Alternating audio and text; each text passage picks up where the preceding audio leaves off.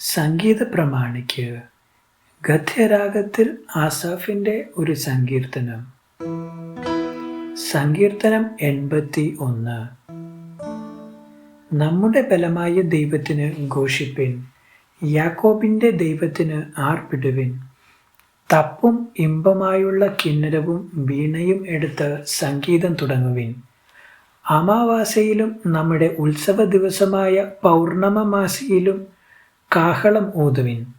ഇത് ഇസ്രായേലിന് ഒരു ചട്ടവും യാക്കോബിൻ ദൈവത്തിൻ്റെ ഒരു പ്രമാണവും ആകുന്നു.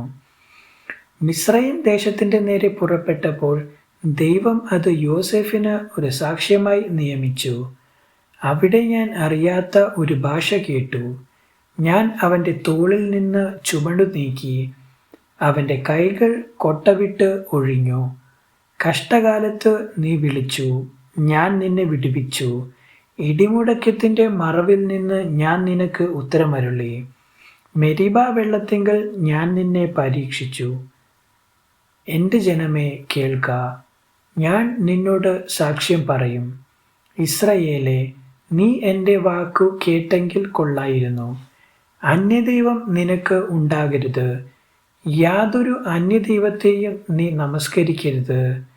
മിസ്രയീം ദേശത്തു നിന്ന് നിന്നെ കൊണ്ടുവന്ന യഹോവയായ ഞാൻ നിന്റെ ദൈവമാകുന്നു. നിന്റെ വായ് വിസ്താരത്തിൽ തുറക്ക, ഞാൻ അതിനെ നിറയ്ക്കും. എന്നാൽ എൻ്റെ ജനം എൻ്റെ വാക്ക് കേട്ടനുസരിച്ചില്ല. ഇസ്രായേൽ എന്നെ കൂട്ടാക്കിയതുമില്ല. അതുകൊണ്ട് അവർ സ്വന്തം ആലോചന പ്രകാരം നടക്കേണ്ടതിന് ഞാൻ അവരെ ഹൃദയകാഠിന്യത്തിന് ഏൽപ്പിച്ചു കളഞ്ഞു. അയ്യോ, എൻ്റെ ജനം എൻ്റെ വാക്ക് കേൾക്കുകയും ഇസ്രായേൽ എൻ്റെ വഴികളിൽ നടക്കുകയും ചെയ്തുവെങ്കിൽ കൊള്ളായിരുന്നു. എന്നാൽ ഞാൻ വേഗത്തിൽ അവരുടെ ശത്രുക്കളെ കീഴടക്കുമായിരുന്നു. അവരുടെ വൈരികളുടെ നേരെ എൻ്റെ കൈ തിരിക്കുമായിരുന്നു. യഹോവയെ പകയ്ക്കുന്നവർ അവന് കീഴടങ്ങുമായിരുന്നു. എന്നാൽ ഇവരുടെ ശുഭകാലം എന്നേക്കും നിൽക്കുമായിരുന്നു. അവൻ മേത്തരമായ കോതമ്പ് കൊണ്ട് അവരെ പോഷിപ്പിക്കുമായിരുന്നു. ഞാൻ പാറയിൽ നിന്നുള്ള തേൻ കൊണ്ട് നിനക്ക് തൃപ്തി വരുത്തുമായിരുന്നു. സംഗീത പ്രമാണിക്ക് ആസാഫിന്റെ ഒരു സങ്കീർത്തനം. സങ്കീർത്തനം 82. ദൈവം ദേവസഭയിൽ നിൽക്കുന്നു. അവൻ ദേവന്മാരുടെ ഇടയിൽ ന്യായം വിധിക്കുന്നു. നിങ്ങൾ എത്രത്തോളം നീതികേടായി വിധിക്കുകയും ദുഷ്ടന്മാരുടെ മുഖപക്ഷം പിടിക്കുകയും ചെയ്യും. എളിയവനും അനാഥനും ന്യായം പാലിച്ചു കൊടുപ്പിൻ. പീഡിതനും അഗതിക്കും നീതി നടത്തി കൊടുപ്പിൻ. എളിയവനെയും ദരിദ്രനെയും രക്ഷിപ്പിൻ. ദുഷ്ടന്മാരുടെ കയ്യിൽ നിന്ന് അവരെ വിടുവിപ്പിൻ. അവർക്ക് അറിവില്ല, ബോധവുമില്ല. അവർ ഇരുട്ടിൽ നടക്കുന്നു. ഭൂമിയുടെ അടിസ്ഥാനങ്ങൾ ഒക്കെയും ഇളകിയിരിക്കുന്നു. നിങ്ങൾ ദേവന്മാർ ആകുന്നു എന്നും നിങ്ങൾ ഒക്കെയും അത്യുന്നതന്റെ പുത്രന്മാർ എന്നും ഞാൻ പറഞ്ഞു. എങ്കിലും നിങ്ങൾ മനുഷ്യരെ പോലെ മരിക്കും. പ്രഭുക്കന്മാരിൽ ഒരുത്തനെ പോലെ പട്ടുപോകും. ദൈവമേ, എഴുന്നേറ്റ് ഭൂമിയെ വിധിക്കണമേ. നീ സകല ജാതികളെയും അവകാശമാക്കിക്കൊള്ളുമല്ലോ. ആസാഫിന്റെ ഒരു സങ്കീർത്തനം, ഒരു ഗീതം.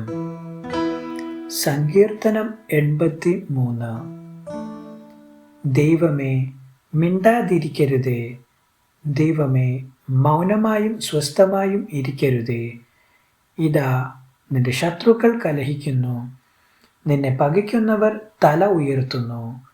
അവർ നിന്റെ ജനത്തിൻ്റെ നേരെ ഉപായം വിചാരിക്കുകയും നിന്റെ ഗുപ്തന്മാരുടെ നേരെ ഗൂഢാലോചന കഴിക്കുകയും ചെയ്യുന്നു. വരുവിൻ, ഇസ്രായേൽ ഒരു ജാതിയായിരിക്കത്തക്കവണ്ണം നാം അവരെ മുടിച്ചു കളക. അവരുടെ പേർ ഇനി ആരും ഓർക്കരുത് എന്ന് അവർ പറഞ്ഞു.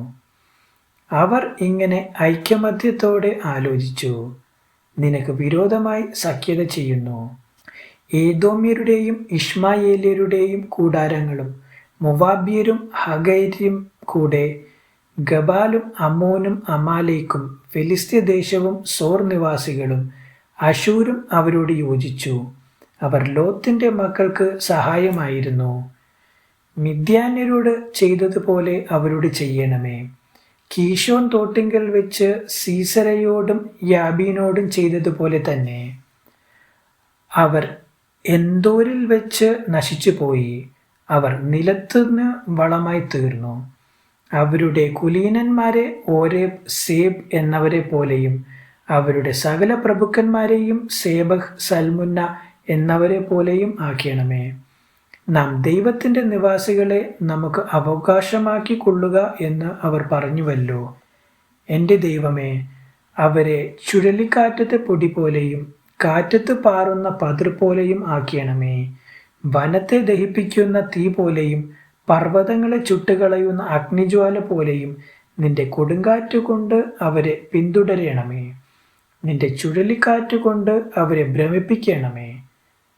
യഹോവേ, അവർ തിരുനാമത്തെ അന്വേഷിക്കേണ്ടതിന് നീ അവരുടെ മുഖത്തെ ലജ്ജാപൂർണമാക്കണമേ. അവർ എന്നേക്കും ലജ്ജിച്ച് ഭ്രമിക്കുകയും നാണിച്ച് നശിച്ചു പോകുകയും ചെയ്യട്ടെ. അങ്ങനെ അവർ യഹോവ എന്നു നാമമുള്ള നീ മാത്രം സർവ്വഭൂമിക്കും മീതെ അത്യുന്നതൻ എന്ന് അറിയും. ദൈവവചനം തുടർന്നും കേൾക്കുവാൻ ഈ വീഡിയോ ലൈക്ക് ചെയ്യുകയും ചാനൽ സബ്സ്ക്രൈബും ചെയ്യുക. ദൈവം നിങ്ങളെ അനുഗ്രഹിക്കുമാറാകട്ടെ.